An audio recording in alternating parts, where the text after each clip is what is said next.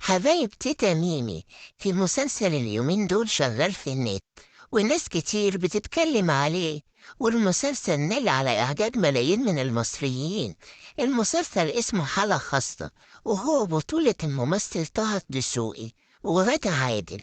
وقدم بصراحة طه الدسوقي دوره ببراعة.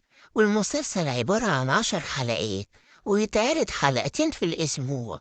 وفي برضه ناس انتقت المسلسل زي ناهد أبو القمصان، اللي قالت هاتوا محامي يراجع المسلسل، وقالت حرام تدمروا ثقافة المجتمع. من فضلكم حبايبي اشتركوا في قناتي وفعلوا الجرس عشان يوصل لكم كل حكاوي ونصايح تتميم الجديدة. بيحكي إن في واحد اسمه نديم أبو سري، واللي قايم بالدور ده هو الممثل الشاب طه الدسوقي.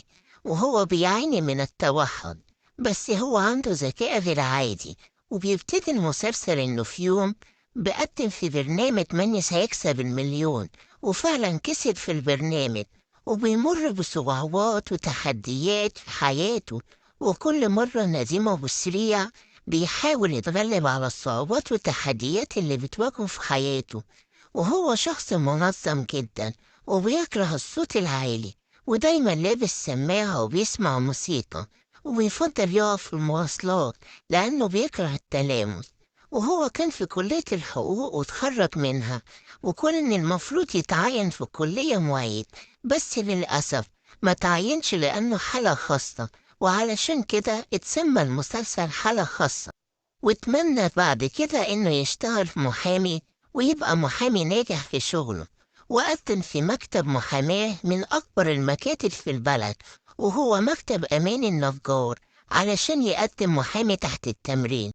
واللي كان قايل له عليه هو صاحبه اللي اسمه جميل، وهو كان بيحبه جدا، وهو صاحبه الوحيد من بعد موت أمه. وتقدم معاه واحدة اسمها رام الله، وبعدها كده في المسلسل اتجوزوا. وهو في المقابلة أبهرهم وأبهر أكبر محامية في مصر بشطارته. وهو في الأول ما اتقبلش علشان كانوا طالبين دفعة 2015، وهو كان 2016. بس حاول مرة واتنين وتلاتة، وراح المحكمة ورا أمان النجار علشان يقنعها، وهي ما كانتش لاقية حل للقضية اللي مسكاها. وبعت لها حل القضية في ورقة صغيرة، وفعلا اترفعت فيها وكسبت القضية.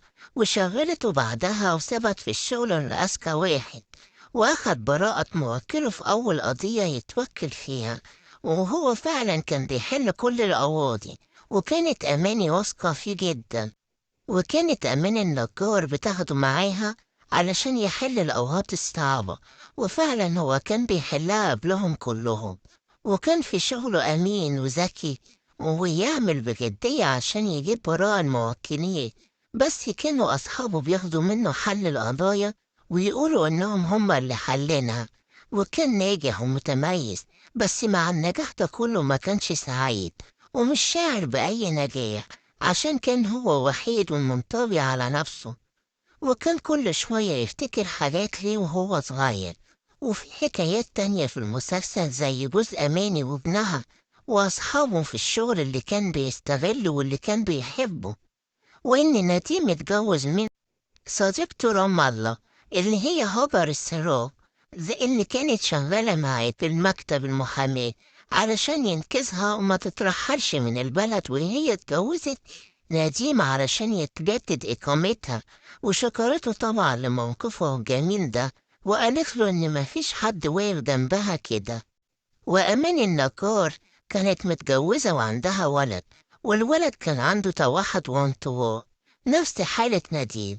وطلبت من نديم إنه يساعدها في إن ابنها يتغلب على التوحد والانطواء ده، زي ما هو اتغلب على المرض ده وبقى إنسان مميز وعبقري. وكانت بتشتغل معاه واحدة اسمها ندى، وندى دي طلعت في الآخر بنت عمه. وكان عمه واخد حقه بميراثه وأبوه، وهو اسمه محمد الوكيل، إن هياخد حقه منه في الآخر. ونصيحتي ليكم حبايبي إن إحنا ما نستقلش بحد، زي ما شفنا شخصية نديم إنه كان عنده توحد وانطواء، إلا إنه نجح في حياته وتغلب على الصعوبات اللي كانت بتواجهه. وإحنا أكيد عندنا صعوبات في حياتنا، ولكن لازم نتغلب عليها بالصبر والاحتمال والثقة في ربنا إنه هيحلها، وتأكدوا إن كل مشكلة إن شاء الله ولها حل.